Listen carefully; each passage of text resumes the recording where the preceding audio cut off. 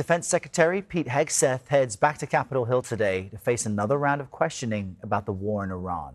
During yesterday's House Armed Services Committee hearing, a Pentagon official told lawmakers the war has cost an estimated $25 billion so far. Hegseth was also asked about the Iranian drone attack that killed 6 U.S. troops in Kuwait. 2 lawmakers cited a CBS News exclusive report in which survivors of that attack said their unit was unprepared to defend itself. One of our surviving soldiers told CBS, quote, "Painting a picture that one squeaked through is a falsehood." Are you saying that these soldiers, our soldiers who survived this horrific attack, are lying? What I'm saying is before the commencement of the conflict, we put in maximum defensive posture we could. That's a direct contradiction we moved 70, to what they said. Also, Axios is reporting President Trump will be briefed by defense leaders today on new plans for potential military action against Iran. CBS News congressional reporter Taurean Hall joins us now from our D.C. bureau with more on all of this. Taurean, good morning. President Trump also spoke about the war yesterday. What new information have we learned from that?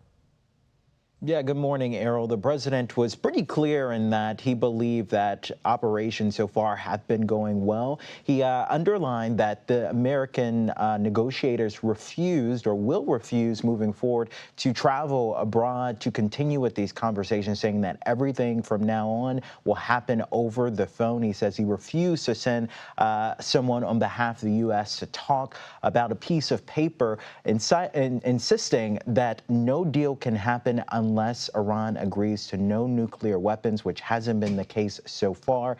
This was a pretty instructive moment throughout his address in the Oval Office when he told the press that he is willing to be relentless when it comes to Iran if they are willing, unless they're willing to surrender. Take a listen. Now they have to cry uncle. That's all they have to do. Just say, we give up. We give up. But their economy is really in trouble. So it's a dead economy. We also know, according to the president, that he had a conversation with Russian President Vladimir Putin, who insisted that he would love to be a part of aiding the U.S.'s efforts in this war against Iran. The president said he turned down that offer, insisting that the Russian president instead end his war with Ukraine. Errol. And Taurean, we've heard the president claim victory in this war. Initially, both he and the Pentagon said it would be relatively brief, 4 to 6 weeks. It's been 9 weeks. Has lawmaker sentiment changed at all because of that?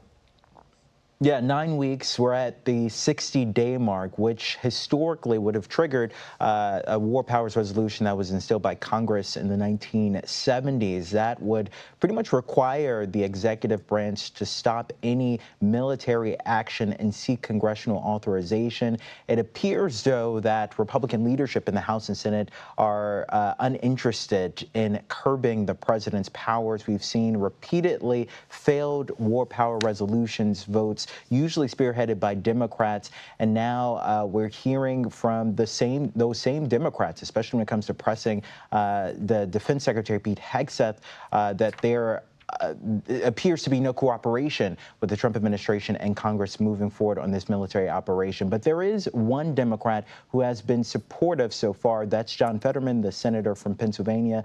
This is what he had to say yesterday on the Takeout.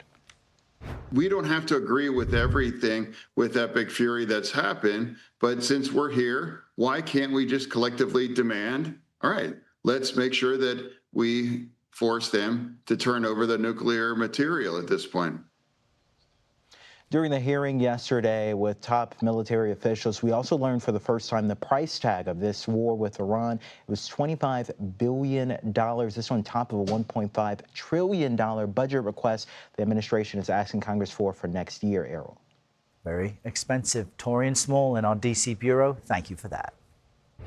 For a look now at the impact on global oil prices and what we all pay for energy and fuel, we're joined by CBS News foreign correspondent Ramy Inocencio in London for us. Ramy, what's standing out to you this morning as we speak about the fluctuating and increasing cost of fuel?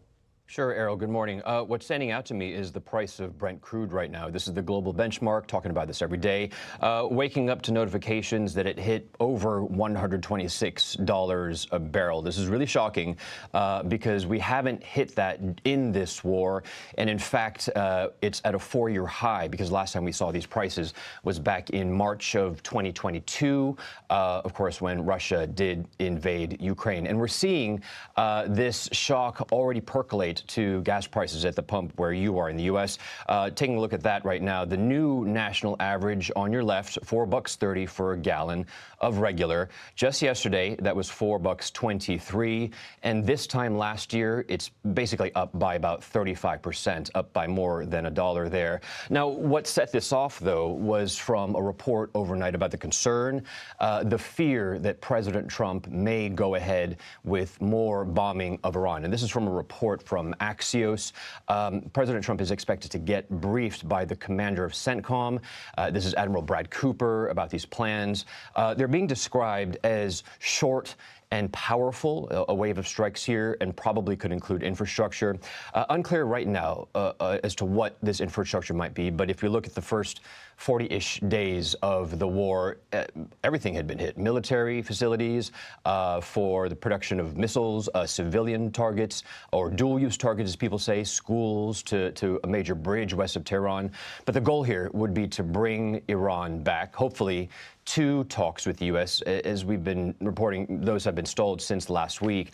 And I'm just seeing lines right now, a statement out from Iran's Ayatollah Moshtaba Khamenei, along with the IRGC. The lines that are sticking out to me, they're talking about the management over the Strait of Hormuz, and the Ayatollah saying that they want to put an end to the hostile exploitation of the waterway. The IRGC also echoing similar statements, the management and control of the strait here. So it appears that there is no backing down from the statements here. And if we do see this renewed strikes on Iran over the coming days or weeks, we'll see the effects again on oil, on gas, on fuel, on airplane tickets, and further on into food, what have you. Anything that uses oil and gas, we will be feeling not that pinch, but that pain. Yeah, and as we just reported, there is some reporting that the president is being offered more options, military options on Iran, so we'll watch this closely. Ramy, thank you.